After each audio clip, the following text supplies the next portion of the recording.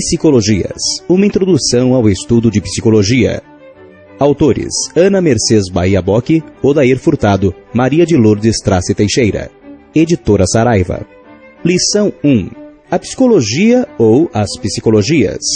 Ciência e senso comum. Quantas vezes no nosso dia a dia ouvimos o termo psicologia?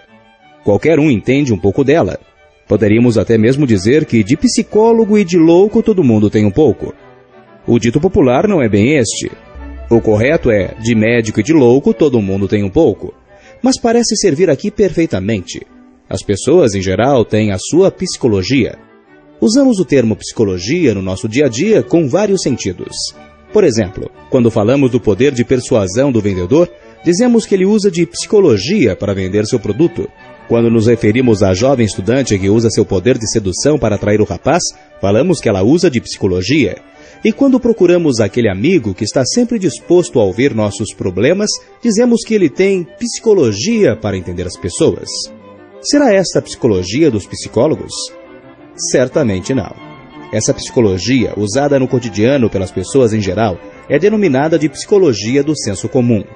Mas nem por isso deixa de ser uma psicologia. O que estamos querendo dizer é que as pessoas normalmente têm um domínio, mesmo que pequeno e superficial, do conhecimento acumulado pela psicologia científica, o que lhes permite explicar ou compreender seus problemas cotidianos de um ponto de vista psicológico. É a psicologia científica que pretendemos apresentar a você. Mas antes de iniciarmos o seu estudo, faremos uma exposição da relação ciência-senso comum. Depois falaremos mais detalhadamente sobre ciência e, assim, esperamos que você compreenda melhor a psicologia científica.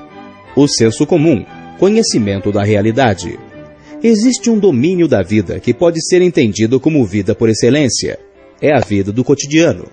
É no cotidiano que tudo flui, que as coisas acontecem, que nos sentimos vivos, que sentimos a realidade. Neste instante, estou lendo um trecho de um livro de psicologia.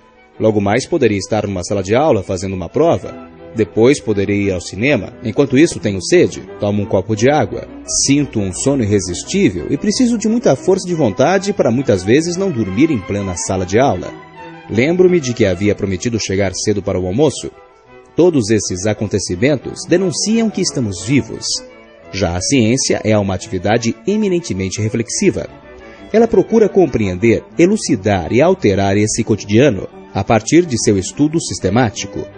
Quando fazemos ciência, baseamo-nos na realidade cotidiana e pensamos sobre ela. Afastamo-nos dela para refletir e conhecer além de suas aparências. O cotidiano e o conhecimento científico que temos da realidade aproximam-se e se afastam. Aproximam-se porque a ciência se refere ao real.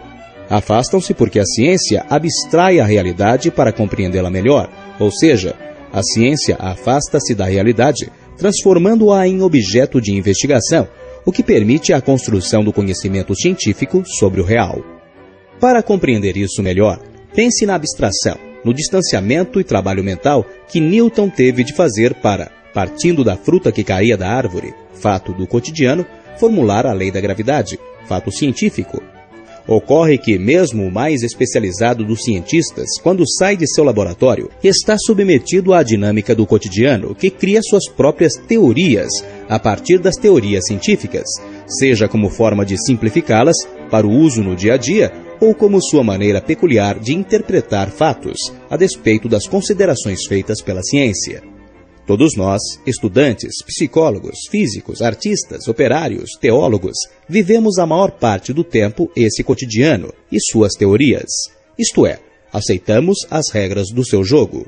O fato é que a dona de casa, quando usa a garrafa térmica para manter o café quente, sabe por quanto tempo ele permanecerá razoavelmente quente, sem fazer nenhum cálculo complicado e muitas vezes desconhecendo completamente as leis da termodinâmica. Quando alguém em casa reclama de dores no fígado, ele faz um chá de boldo, que é uma planta medicinal já usada pelos avós de nossos avós, sem, no entanto, conhecer o princípio ativo de suas folhas nas doenças hepáticas e sem nenhum estudo farmacológico.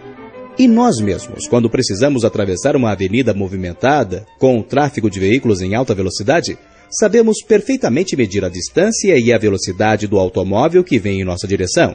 Até hoje, não conhecemos ninguém que usasse máquina de calcular ou fita métrica para essa tarefa. Esse tipo de conhecimento que vamos acumulando no nosso cotidiano é chamado de senso comum. Sem esse conhecimento intuitivo, espontâneo, de tentativas e erros, a nossa vida no dia a dia seria muito complicada. A necessidade de acumularmos esse tipo de conhecimento espontâneo parece-nos óbvia. Imagine termos de descobrir diariamente que as coisas tendem a cair graças ao efeito da gravidade. Termos de descobrir diariamente que algo atirado pela janela tende a cair e não a subir. Que um automóvel em velocidade vai se aproximar rapidamente de nós e que, para fazer um aparelho eletrodoméstico funcionar, precisamos de eletricidade. O senso comum na produção desse tipo de conhecimento percorre um caminho que vai do hábito à tradição, a qual, quando estabelecida, passa de geração para geração. Assim, aprendemos com nossos pais a atravessar uma rua, a fazer o liquidificador funcionar, a plantar alimentos na época e de maneira correta, a conquistar a pessoa que desejamos e assim por diante. E é nessa tentativa de facilitar o dia a dia que o senso comum produz suas próprias teorias. Na realidade, um conhecimento que numa interpretação livre poderíamos chamar de teorias médicas, físicas, psicológicas, entre outras. Senso comum, uma visão de mundo.